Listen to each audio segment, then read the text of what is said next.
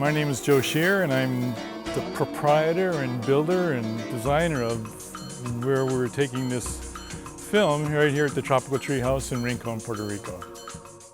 I bailed out of college at the University of Wisconsin and went south because it was warmer and it just appealed to me. And I went down with an old college roommate to live down in Vieques, and stayed there for a while, and then eventually moved over to the Virgin Islands and bought a boat, met my wife, and we lived there for a number of years. We sailed down island, sailed back up island, lived in St. Croix for a while, and then our family was getting larger, so we had to get some land, and St. John was a little bit expensive, and there was a lot of St. John refugees that came to Rincon, so we came here and checked it out. It appealed to us, even though it's a different culture and we spoke very little Spanish. It rained a lot, it was lush, it was beautiful, we had this, the sunsets. It was a perfect spot, and it took me about 6 months of riding my bicycle around the hills before I found this place. And I wanted to build something that isn't so degrading to the environment. So there was a house site here already, and a foundation. So I just used the basic footprint and built up upon it. One of the main reasons I came to Rincon is because in Mayaguez they have the Tropical Agriculture Research Station. It's part of the USDA system, and it's the only station that's devoted strictly to tropical agriculture. And it's been there for over 100 years. And during that 100 years, they've been actively promoting bamboo as an agricultural product. And consequently, they harvested and collected bamboo from all over the world through the 30s, 40s, and 50s and planted it on their stations. So they had well over 50 different species of these great tropical bamboos. When I built this house and planted all the bamboo, I had no intention of becoming an ecotourism guru or anything. It was just something that I totally enjoyed.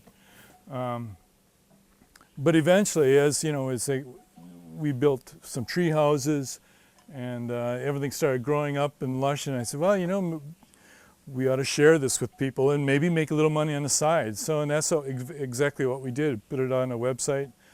And it's been, every year we get more and more people. What's really interesting though is we used to get all North Americans. They come down to Puerto Rico. Oftentimes they come down to Puerto Rico for the first time, only to stay in a treehouse. And so we introduced a lot of people to Puerto Rico and the beauty of the island, just by the fact that we're giving them the opportunity to live in a treehouse in the forest. So that was pretty cool. And then the Puerto Ricans discovered us. San Juaneros would come out for the weekends and spend a night or two in the hooches. That's our tree houses. And they totally enjoyed it. And what happens in Puerto Rico, it's not so much the internet, it's word of mouth. And people tell other people, and other people tell other people, and the word just spreads.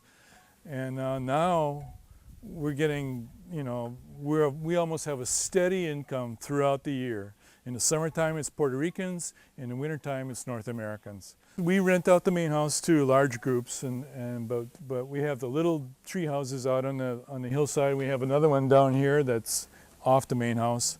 And we have other little hamakamas, I call them, hammock beds that people can sleep in as well. And they're all totally self-sufficient. They have solar hot water, solar electricity. They have little kitchenettes. They have a queen-size bed with a mosquito net, and a killer view of the ocean. Okay, well, basically we use a very, very small footprint for the hooch, and so it's maybe at the hooches that we build generally now have about a 3-foot footprint, and the bamboo, all the bamboo sits on that single point, and then radiates up to form what you see around here. We can go to various sizes: 6x6, 8x8, 10x10, 12x12. each one, but all the angles stay the same, but just the lengths get longer. It's a hip roof with a cupola, and big enough to hold a queen-size bed. And it's all built with bamboo poles, guadua bamboo for the poles, and other species of bamboo for the weavings. And what keeps it upright is cables to the surrounding trees. So it's very, very resilient. There are no windows, basically. There's no side walls, so that, well, this one has gone through a Category 3 hurricane, but the other ones on the hillside have gone through a Category 1 hurricane with little or no damage at all. So here's a good example of bamboo right here. Big, solid, thick.